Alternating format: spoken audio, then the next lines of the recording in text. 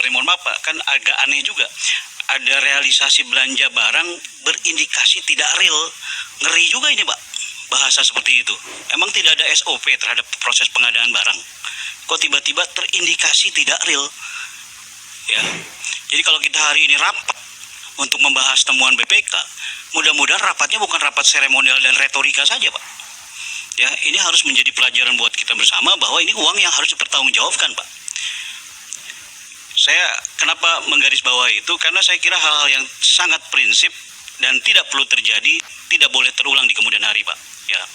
Kesalahan bayar, ada beberapa yang mempertanyakan, khususnya Bu Neng EM, ini bukan salah bayar, tapi dulu pada tahun 2018 PMK ada membatasi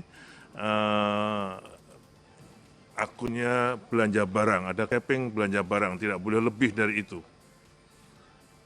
Nah, sehingga aset-aset yang dibangun untuk diberikan kepada masyarakat ataupun dihibahkan itu tidak seharusnya menjadi belanja barang, tapi karena sudah kena capping dia menjadi belanja modal. Nah, pada saat diaudit oleh BPK, inilah yang disebut salah bayar. Nah, tahun ini sudah ada perbaikannya oleh Kementerian Keuangan karena sudah ada revisi surat PMK nomor 197 tanggal 31 Januari 2020. Sehingga khusus untuk yang mau dihibahkan bisa menjadi belanja barang, tidak masuk lagi kembali. Jadi ini ketidaksesuaian antara BPK dan Menteri Keuangan yang kena kami. Nah, sehingga mereka sudah setuju untuk yang khusus akhirnya dicapai kesepakatan untuk yang aset yang akan diserahkan pada pihak ketiga, apakah itu yayasan, apakah masyarakat, apakah Pemda, itu masuk belanja barang, sehingga sekarang sudah clear. Jadi bukan soal kesalahan bayar yang benar-benar salah. Temuan yang tidak dapat ditindaklanjuti, Pak Gatot, ada peraturan BPK nomor 2 tahun 2017 yang termasuk di dalam temuan yang tidak dapat ditindaklanjuti itu adalah dalam keadaan kahar, apakah itu peperangan, kerusuhan, revolusi, bencana alam, pemogokan, kebakaran, dan gangguan lainnya yang mengakibatkan tidak lanjut tidak dapat dilaksanakan. Itu menjadi masuk kategori yang tidak dapat ditindaklanjuti. Kemudian orang yang bertanggung jawab sakit yang berkepanjangan yang dibuktikan dengan surat keterangan dokter. Yang bersangkutan yang membelanjakan itu atau yang bertanggung jawab menjadi tersangka atau ditahan, atau menjadi terpidana, atau alasan lain yang sah menurut ketentuan perundangan yang berlaku.